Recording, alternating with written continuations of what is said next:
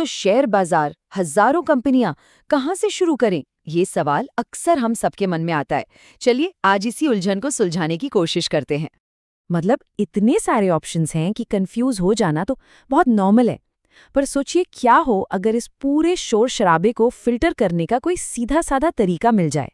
तो बस सवाल यही है कि इस विशाल भूसे के ढेर में से वो कीमती सुई यानी वो एक बढ़िया कंपनी आखिर ढूंढी कैसे जाए। और यहीं पर जैसा कि कहते हैं पिक्चर में आता है क्विक फॉर्मूला। तो चलिए देखते हैं कि ये तरीका हमारी खोज को कितना आसान बना सकता है। तो सबसे पहले ये समझना जरूरी है कि आखिर ये फॉर्मूला है क्या, और उससे भी ज्यादा जरूरी ये समझना कि ये क्या नहीं है। सीधे शब्दों में कहें तो ये एक 2 स्टेप का प्रोसेस है। पहले कुछ खास पैमानों का इस्तेमाल करके हजारों कंपनियों में से कुछ को छांटकर एक छोटी लिस्ट बनाई जाती है। फिर उस लिस्ट पर मैनुअल चेक्स लगाकर और गहराई से उनका विश्लेषण किया जाता है। हाँ, एक बात गांठ बांध लेनी चाहिए। ये एक बेहतरीन शुरुआती टूल है, एक फाउंडेशन है, लेकिन ये कोई जादू की छड़ी नहीं है जो सफलता की गारंटी दे दे। देखिए, बाजार का मिजाज तो बदलता रहता है ना, तो इस फॉर्मूले को एक शुरुआती गाइड की तरह ही देखना चाहिए। तो ठीक है, आप जब बेसिक्स क्लियर हो गए हैं तो चलिए सीधे पहले स्टेप पर चलते हैं, द बिग फिल्टर, और देखते हैं कि ये फॉर्मूला असल में काम कैसे करता है। तो सोचिए, हम शुरू कर रहे हैं 5000 से भी ज्यादा लिस्टेड कंपनियों के एक बहुत बड़े समंदर से। हमारी जर्नी यहीं से शुरू होती है। अब आता है असली खेल। हम इन 5000 कंपनियों पर 5 बहुत ही सख्त फिल्टर लगाते हैं। पहला, हम सिर्फ उन कंपनियों को चुनते हैं जिनका पिछले 3 साल का एवरेज आरओई और आरओसी 20% से ज्यादा हो। मतलब ये कंपनियां अपने पैसे पर बहुत बढ़िया रिटर्न कमा रही हैं। दूसरा filter, debt to equity ratio 1 से कम होना चाहिए। सीधा सा मतलब है कंपनी पर कर्ज कम है। तीसरा, प्रमोटर्स ने अपने 10% से ज्यादा शेयर गिरवी ना रखे हों, क्योंकि ज्यादा गिरवी रखना एक रेड फ्लैग हो सकता है। और आखिरी 2 फिल्टर, पिछले 3 सालों में सेल्स ग्रोथ 10% से ज्यादा और प्रॉफिट ग्रोथ 12% से ज्यादा होनी चाहिए। इससे पता चलता है कि कंपनी लगातार ग्रो कर रही है।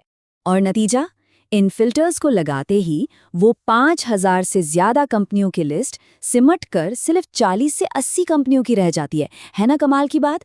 मतलब कितना पावरफुल है ये फिल्टरिंग का प्रोसेस। तो अब हमारे पास एक छोटी मजबूत कंपनियों की लिस्ट तो आ गई है। अब बारी है दूसरे स्टेप की, यानी और गहरी खुदाई करने की। क्योंकि देखिए, सिर्फ नंबर्स पूरी कहानी कभी नहीं बताते। इस अगले हिस्से को समझने के लिए एक बहुत ही बढ़िया उदाहरण है। मान लीजिए कोई एक अपार्टमेंट 50% डिस्काउंट पर बिक रहा है। तो सवाल ये उठता है कि ये कोई शानदार डील है या फिर कोई खतरे की घंटी।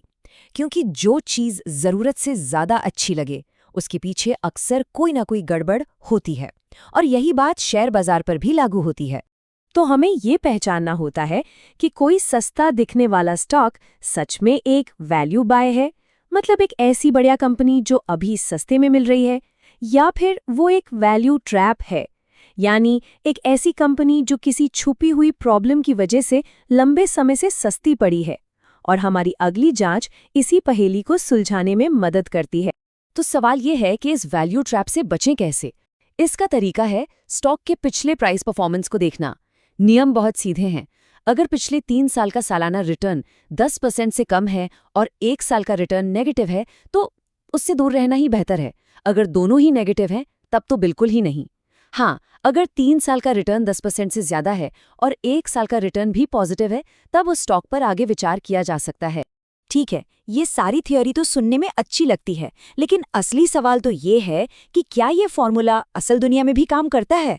चलिए इसको परखने के लिए 2014 की एक बहुत ही दिलचस्प केस स्टडी देखते हैं। तो देखिए, अगस्त 2014 में जब ये फॉर्मूला लगाया गया तो ये 9 कंपनियां फिल्टर होकर सामने आईं। इनके फंडामेंटल्स, जैसा कि हम देख सकते हैं, जबरदस्त थे। और फिर 10 महीने बाद जब परफॉर्मेंस को देखा गया तो नतीजे वाकई चौंकाने वाले थे। ज्यादातर कंपनियों ने शानदार रिटर्न दिए, कुछ ने तो 100% से भी ज्यादा। हाँ, एक स्टॉक में नुकसान भी हुआ, जो इस बात को याद दिलाता है कि कोई भी तरीका 100% फूल प्रूफ नहीं होता।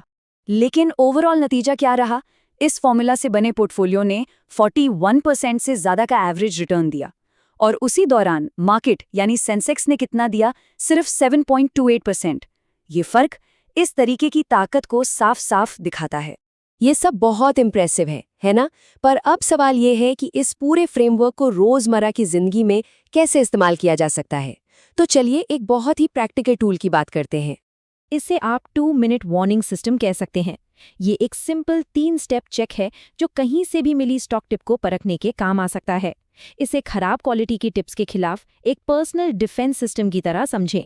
नियम बहुत सीधा है। अगर किसी स्टॉक में इन 3 में से 2 या उससे ज़्यादा रेड फ्लैग्स दिखें तो सीधी सी सलाह है, उससे बचें। ये एक क्विक फिल्टर है जो खतरनाक निवेशों से बचाकर मेहनत की कमाई को सुरक्षित रखने में मदद कर सकता है।